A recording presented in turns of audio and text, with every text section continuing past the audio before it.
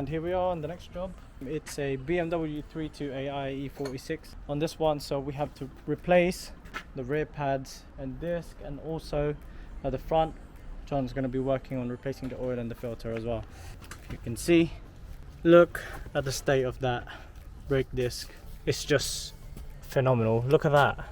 Pads are very thick, yet it's still doing this. So yeah, we're going to be replacing this and make sure that everything is torqued up, like what I'm talking about. That can cause that to happen if this is not torqued properly.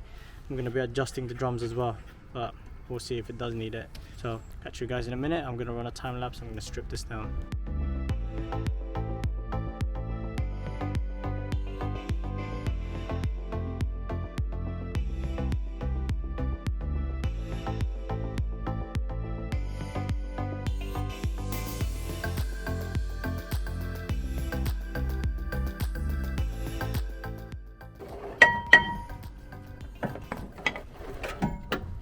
Oh my god, yo! What?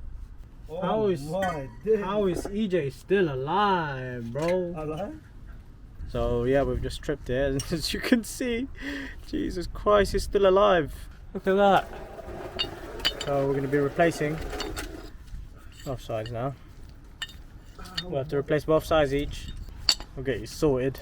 We're gonna go back to our supplier and get this sorted. By the power of magic, we're back here with the new shoes now, so we're just gonna give this a little clean and then we'll fit the new shoes in.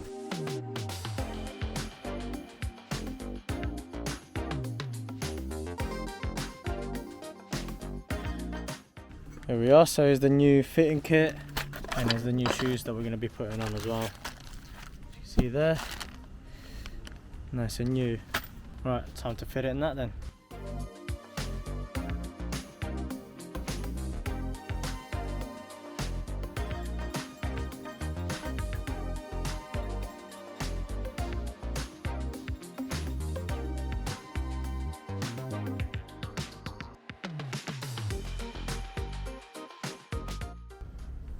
Oh god, this is gonna spring back on my face.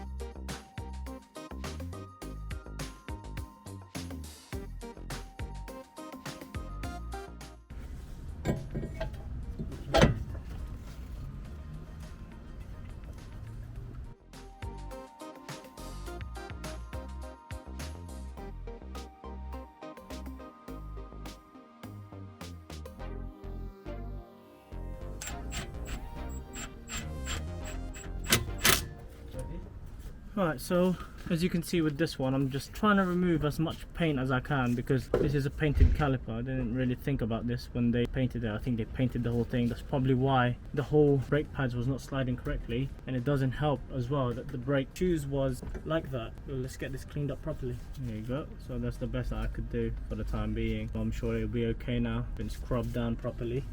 Painted calipers, you love to see it.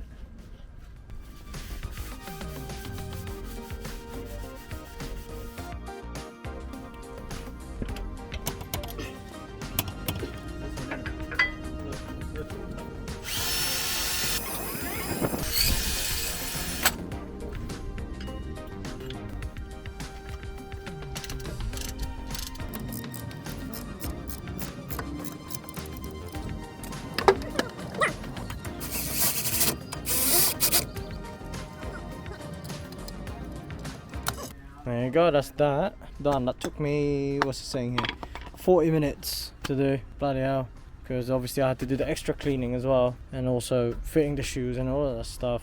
It shouldn't take that long really, so I'll show you how to do it on the other side. Right, first things first, we have to remove this retaining clip here.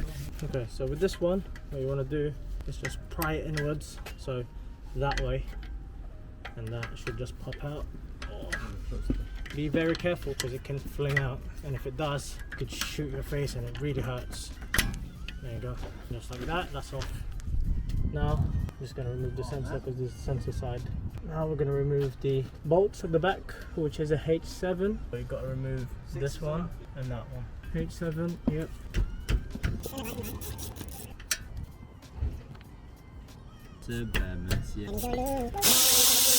There you go, take them out. just like that. They're out, put them aside because we're going to be cleaning them later. And then the next thing that you want to do, take the power bar again. This is only recommended for when you're changing the brake disc as well. You don't want to be ruining it. Pry it just so that you can just open up a little bit of a gap in between the caliper and the disc. Push it in there. Even a small screwdriver will do it. So in between the disc, the pads and the disc, and then just do that, and you should be able to easily remove the brake caliper. I'll just let it hang for now because we have to replace this sensor anyway. Remove the brake pads. Next thing that you want to do, you've got to remove the 16mm around the back.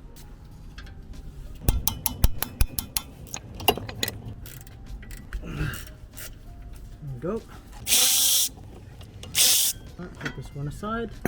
And that's it for the time being there. Now the next thing that we want to do is we're going to remove this. It's a H5 or 6, I can't remember. So it's looking like it's H6. So that in there, we'll just gun it down. And just like that, it should be coming out. Next thing that you want to do, tap the disc all the way around for the time being. John, release the handbrake please. Right. For when you're doing this, just make sure that your handbrake is released as well, because otherwise the disc will not come out and you're probably going to damage the brake shoes as well if you don't put it down. So yeah, let's replace that. Now just give it a few lob taps just to loosen it up. There she is. What we do is to just pry this up, and then can you see the tensioner right there? What we want to do is we want to release that. It's just so it makes our life easier. We don't need to basically pull and tug on that spring. There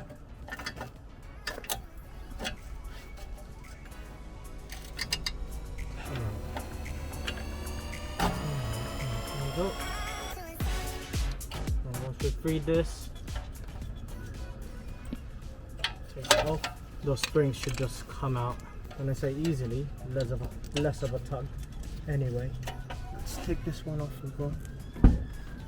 This one here at the bottom. Give it a twist.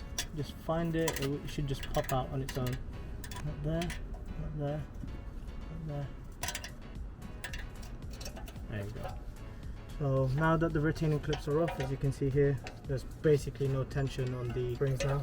There you go. That's one spring off. The next one is on the other side here. Again, there's going to be close to zero tension on this now, so there you go. It just comes off easily. There we are. So that's completely off now. Next thing now is we have to clean it. My camera is dying, so I'm not going to record that, but I'm just going to give it clean. Right, so this is what I like to do when putting the shoes together to make sure. Remember, what I like to do is to put the retaining clip in first. This only applies on BMW though. It makes my life a little bit easier, let's just say. Someone's getting chased out there, man. So first, what you want to do, like what I said, I prefer to put the retaining clip on first. So this would be the spring, the long side is this side. This is what I like to do, retaining clip on first. Just makes my life a little bit easier.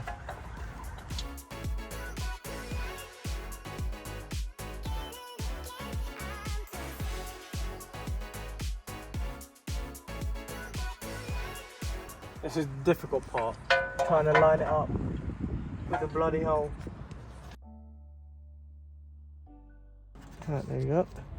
It's literally just push and turn with your thumb. So as you're pushing, once you get in line with the hole, just twist it 90 degrees and you should be fine. You can check it around the back here as well. Yep, happy with that. There you go. Also, this one done.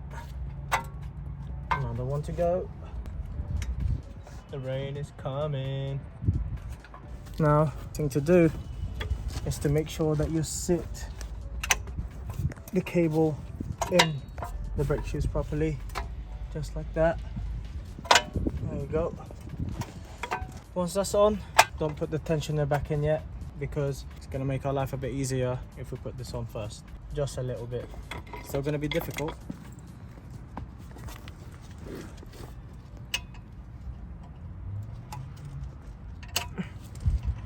There you go. So that's in for the time being.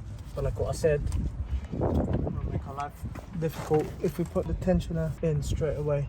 There we are. Put this one on. Just like that. And then underneath here, put it in the hole as well. And at this point, you have to make sure that the cable is actually on properly.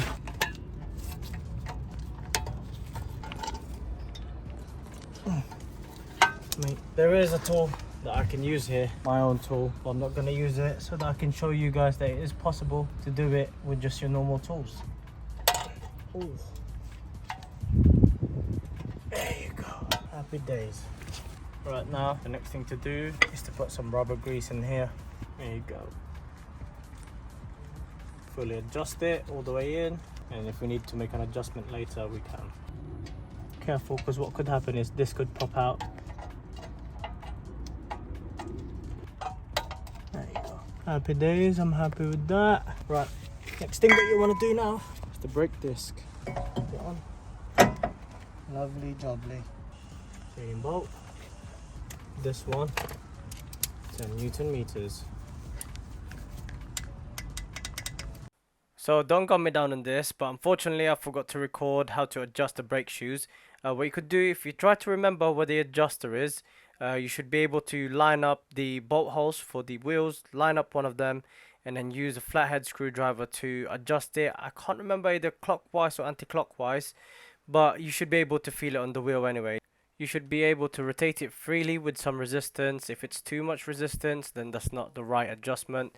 But if it's too loose where you can just freely rotate it, then that's also incorrect. It should be some resistance, should be able to correct it, and then it will just bed in on its own. Brake pad's going in. Now, we've got to remove the sensor as well, which is, I believe, located all the way there.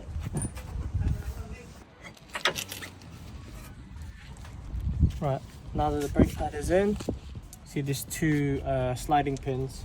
What you want to do is give them a clean as well.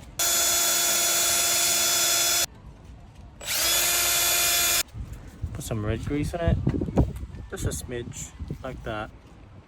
Put that on. Same again on that side. I am not going all the way tight.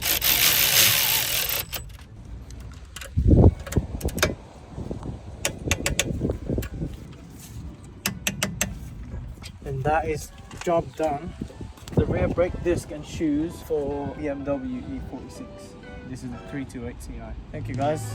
Moving on to the next job. Sorted. Check the other side.